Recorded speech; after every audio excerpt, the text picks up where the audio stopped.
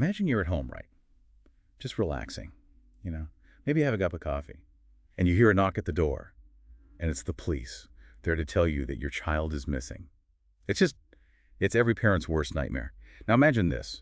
Your child's partner, somebody you never really trusted, is missing too. The hours turn into days. And then, the unthinkable happens. Their bodies are found. This is the reality for the families of Savannah Soto and Matthew Carrera in San Antonio, Texas, back in December of 2023.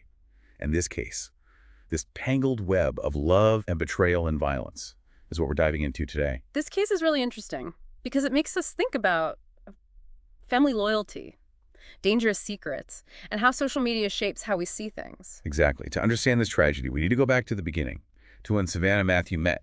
She was only 15, and he was 19, already an adult. I mean, that age gap alone. It's a big red flag. A 4-year age difference when you're that young can really create an imbalance. The younger person is vulnerable and can be manipulated. And it wasn't just the age difference.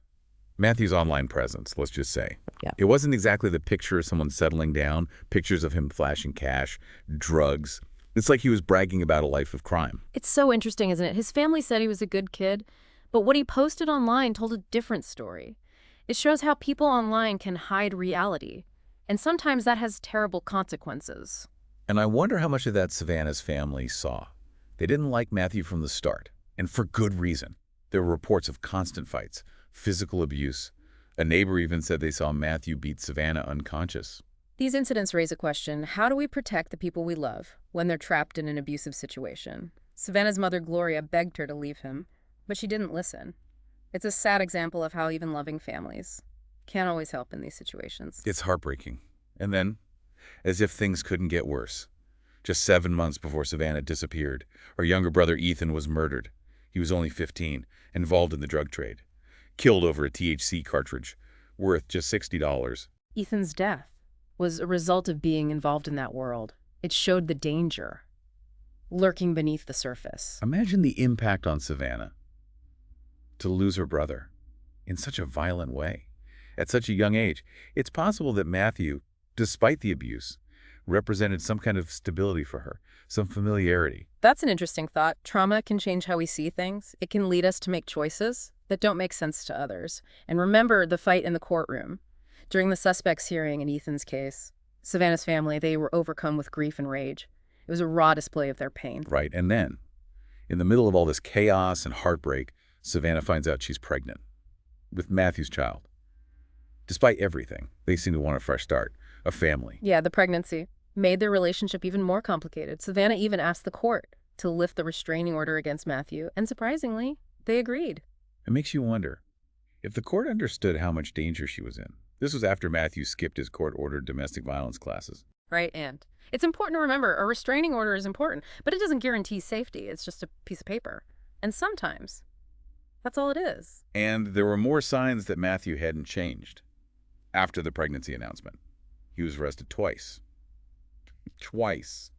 For having a gun illegally. It's like a giant warning sign. Yeah, his actions didn't match what his family was saying about him changing his life. For his unborn child? It's a classic example of saying one thing and doing another. So here they are, about to become parents. Their relationship is a mess. Savannah has her bags packed, ready for the arrival of their son, Fabian, due any day. But Fabian is never born. Instead, Savannah misses her appointment to induce labor, and they both disappear completely gone without a trace. The police went to their apartment to check on them, and there was no sign of forced entry, but they were gone. Matthew's car was missing, too. It seemed like maybe they left together on purpose, but here's where things get interesting. A clear alert went out for Savannah, but not for Matthew. Oh, really?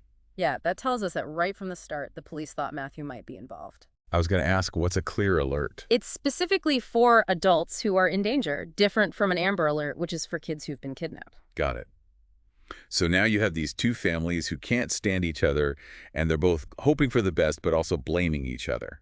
But that hope is shattered just 3 days later. A resident at an apartment complex saw Matthew's car and called the police. Oh, no. What they found inside was a nightmare. I can only imagine. Savannah was dead in the front seat, shot behind the ear.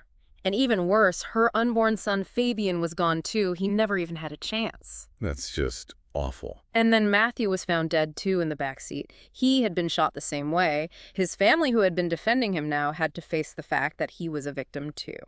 Wow. So finding them changes everything. The investigation goes from missing persons to a double homicide, and everyone is asking who could have done this.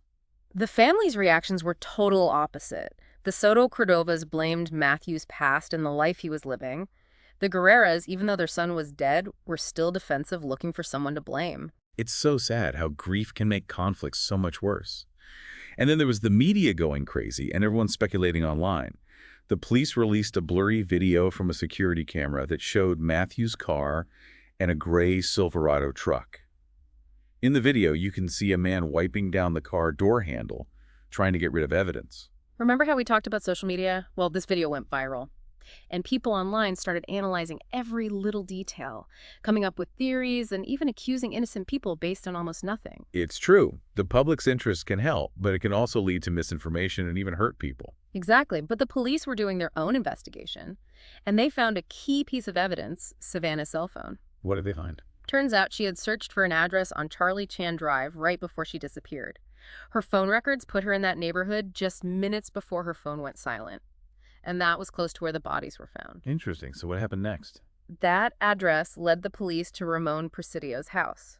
And if you look at Ramon, he looks exactly like the man wiping down the car in that video. Wow, that's a big break. It was. And when the police talked to Ramon, he admitted right away that he helped his son Christopher cover up the murders. That's chilling. A father willing to do that for his son, even after something so horrible. It shows how complicated family loyalty can be, but it also makes you question Ramon's judgment and how he completely ignored justice. So did his son confess? Christopher confessed to shooting both Savannah and Matthew. He said it was self-defense during a drug deal that went bad. He said Matthew pulled a gun on him, they struggled, and the gun went off, accidentally hitting Savannah. So he's saying it was an accident. That's what he's saying, but there's a problem with Christopher's story.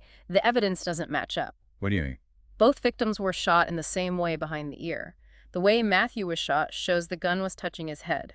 It's not likely that two accidental shots would be so precise and deadly. That's true. It doesn't make sense. And what about the rest of Christopher's story? It was vague and didn't make sense. It makes you doubt that he was really defending himself. So what did the police think? At first, the police seemed to believe the drug deal gone wrong story. They said that Ramon and Christopher were the only suspects. But remember those online detectives? Yes. They had been looking closely at the video, and they saw what looked like a third person in the Silverado truck. Wow, they were right. They were. The police investigated further and found out that Ramon's girlfriend and Christopher's stepmother, Merida Romanos, was involved too. More security footage showed her at the scene, and she was eventually arrested and charged with tampering with evidence and abusing a corpse. I'm curious, why did the police say there wasn't a third suspect at first when there was evidence? It makes you question if they were being honest and if they were willing to admit they might be wrong. Maybe they were trying to protect the investigation? Maybe, but not being upfront just made people more distrustful and led to more speculation online. Right, and here we see again how family ties make things so messy. Merida got involved, just like Ramon, because of some misguided loyalty, and she ended up helping to cover up a double murder. So now we have these two families who lost their children trying to understand what happened and the horrible details of their deaths. Even after the police said Matthew wasn't directly involved in Savannah's murder, the tension between the families is still there. It shows how deeply this tragedy affected everyone involved. It left behind heartbreak, anger, and a lot of unanswered questions. And to make things even more complicated, the gun that was used belonged to Merida. Oh, wow. We don't know for sure how Christopher got the gun, but the fact that it was in the house where he could get it raises questions about what Ramon and Merida knew, or should have known. It definitely shows they were careless. And that had terrible consequences. It reminds us how important it is to be responsible gun owners. Keep guns locked up and away from people who shouldn't have them. It shows how small decisions and bad judgment can have really bad consequences. So there have been arrests and confessions. But there are still some missing pieces. We don't know exactly where the murders happened, and we don't know exactly what led to that deadly confrontation. Right, even with a case that seems open and shut. Sometimes we never know the whole truth. Hopefully the trials of Christopher, Ramon, and Merida will give us more answers about what happened that night and what their roles were in this tragedy. This case has been so interesting with all the twists and turns. It's gotten a lot of attention from true crime fans and the public. I think it shows how fascinated we are with the dark side of human nature, with how complicated families can be. and the things people will do to protect their own. It also makes us think about some hard truths, like the fact that violence can happen in any family. Bad choices, misplaced loyalty, it can all go wrong, with terrible results. So where does this leave us? Our deep dive into the murders of Savannah Soto and Matthew Guerrera has revealed a story of love, betrayal, and violence. And it makes us ask, when does protecting your family become enabling bad behavior? It's a tough question, with no easy answers. It makes us think about our own values and where we draw the line between loyalty and responsibility in our own families and communities. If this story has affected you, please share your thoughts with us. In the comments or on social media, this case has touched so many lives, and your perspective could help us understand it better. And by talking about these difficult things, maybe we can raise awareness and prevent similar tragedies from happening in the future.